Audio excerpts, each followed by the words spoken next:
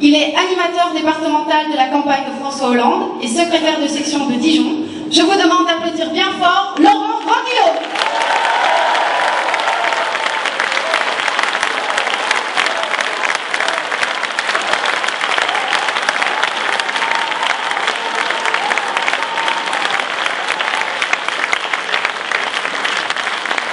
Chers amis, chers camarades, chers citoyens, venus nombreux ce soir, je tiens d'abord à saluer l'ensemble des animateurs de circonscription, Clara Bouziane, Pierre Levetich, Patrick Molinoz, Sylvie Martin, pour leur investissement dans chaque commune du département.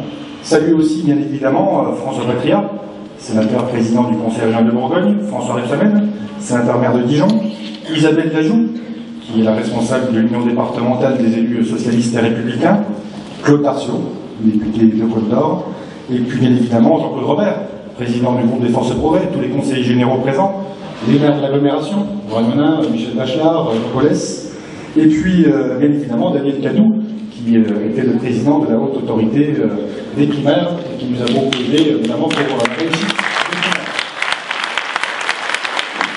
Je n'oublie pas bien évidemment les élus de Dijon, qui sont venus aussi nombreux, Michel Neugnot, le premier secrétaire fédéral, et puis les jeunes socialistes, qui sont toujours aussi dynamiques à nos côtés, avec nos partenaires que Michel Neugnot a cités et qui sont représentés ce soir, CAP 21, le PNRG, bien sûr le LUP, et puis tous nos amis de tous les partis représentés. Ils sont nombreux et grâce à leur dynamisme, nous pourrons bien sûr nous mener vers la victoire avec François Hollande. Et je crois que cette victoire, elle peut être assurée grâce à vous et bien évidemment le NRC. Et puis, bien sûr, remercier tous les citoyens qui mènent campagne. Nous sommes mobilisés sur le terrain avec cohérence, vérité et volonté. À chaque fois, nous avons ressenti tant d'attentes, tant d'espérance. Nous avons aussi ressenti les colères, l'indignation, les inquiétudes et l'impatience. Notre devoir aujourd'hui, c'est de réussir le changement. Après un quinquennat qui a été gesticulatoire, régressif, dépressif, après 5 ans d'arrogance, d'outrance, de suffisance, il nous faut rassembler pour réussir le changement, pour la justice, pour l'avenir de la jeunesse, pour la République. Il nous faut rassembler pour redresser notre pays. Car avec l'UMP, l'échec a été total. C'est d'abord l'échec sur le plan financier, avec l'hyperfaillite. La dette publique n'a jamais été aussi importante. La sécurité sociale a enregistré un déficit cumulé de 135 milliards d'euros depuis 5 ans. Le déficit de notre commerce extérieur a atteint 75 milliards d'euros. Il s'agit donc d'un triste triple record qui a d'ailleurs justifié la perte du triple A. Échec sur le plan social, avec 337 000 personnes pauvres de plus qu'en 2007, 60 000 retraités pauvres de plus, 70 000 travailleurs pauvres de plus, un taux de chômage qui atteint 10%, soit 2 fois plus que les promesses de M. Sarkozy. 4 millions de Français sont tombés aujourd'hui par ce mal, 1 million de plus qu'en 2007. Un jeune sur 4 au chômage. Oui, un jeune sur 4 au chômage, près d'un sur 2 dans les quartiers populaires. Ils ont laissé l'UMP disparaître 400 000 emplois industriels dans notre pays. Et nous pensons, car ils sont là ce soir, nous avons vu aux ouvriers et directrices qui continuent à se mobiliser, aux personnels et aux agents d'Abbott, Abbott-Fournier, parce que quand des grandes entreprises réalisent des milliards d'euros de bénéfices et en même temps ça permet de licencier les salariés, eh bien cette chose est inacceptable. Il faut se mobiliser et il faut réussir le changement pour faire en sorte que cela n'arrive plus dans notre pays.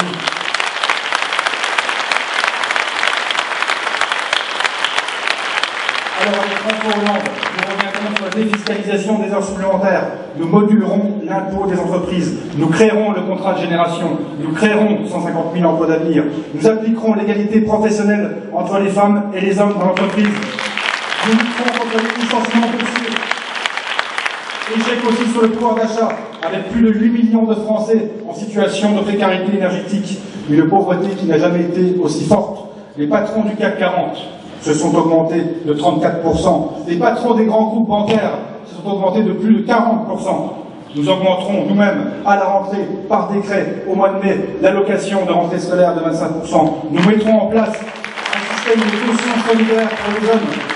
Nous mettrons en œuvre une nouvelle tarification progressive qui garantira à tous les usages indispensables de l'électricité, de l'eau et du gaz. Nous agirons aussi pour construire des logements suffisants pour nos concitoyens. Nous reviendrons sur les injustices territoriales et sociales en matière de prix de l'eau avec un mécanisme de solidarité et de péréquation. Échec aussi sur le plan des retraites. Nous rétablirons l'âge légal à 60 ans, permettant à tous ceux qui ont commencé à travailler tôt de pouvoir partir en retraite. Échec sur le plan de la santé, avec les déremboursements, les franchises médicales, les dépassements d'honoraires, les déserts médicaux, les taxes sur les mutuelles. Plus de 40% des Français renoncent aujourd'hui à des soins pour des raisons financières. L'hôpital public a été confondu avec une entreprise. Nous encadrerons ces dépassements d'honoraires, nous annulerons cette taxe sur les mutuelles, nous lutterons contre les déserts médicaux, nous ferons que l'hôpital redevienne véritablement un service public.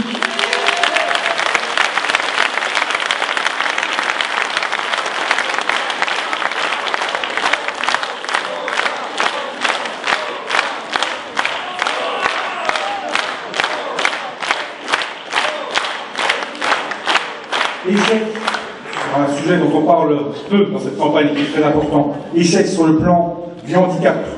Nous ferons en sorte qu'il y ait une scolarisation pleinement universelle pour tous les enfants. Nous reconnaîtrons le métier d'auxiliaire de vie scolaire. Nous étendrons le contrat de génération aux collaborateurs handicapés nouvellement embauchés avec les mêmes exonérations de cotisation.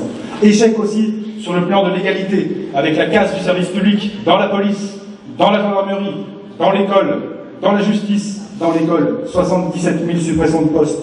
Ce sont les élèves les plus en difficulté qui ont été les premiers touchés dans les RASED, les SECPA, les enfants handicapés également. Avec la révision générale des politiques publiques, un dogme imbécile. Ils ont affaibli la République. Nous remettrons les moyens pour l'école publique, 60 000 postes pour lutter contre l'échec scolaire, pour faire en sorte que chaque enfant puisse se réaliser dans la République.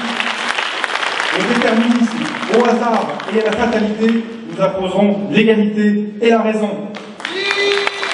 Face aux privilèges, nous appliquerons l'article 1 de notre Constitution. La France est une république indivisible, laïque, démocratique et sociale. Échec sur le plan environnemental. Nous fermerons effectivement Fessenheim, qui est sur une zone sismique. Nous diminuerons la part du nucléaire dans la production d'électricité et développerons les énergies renouvelables.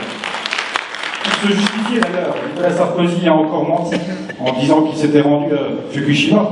C'est en quelque sorte un voyageur imaginaire. C'est la loi du mensonge triomphant qui passe. La plus grande dette que nous laisserons aux générations futures, une dette définitive, c'est la dégradation de la biodiversité. Eh bien, nous réaliserons la transition écologique et énergétique. Échec enfin sur le plan fiscal. Ils ont créé 41 nouvelles taxes. Les prélèvements obligatoires ont augmenté de 2 points. Dans le même temps, ils veulent augmenter la TVA, la passant à 21,2%. TVA qui frapperait durement les classes moyennes, les classes populaires, les travailleurs. Eh bien, nous annulerons cette augmentation.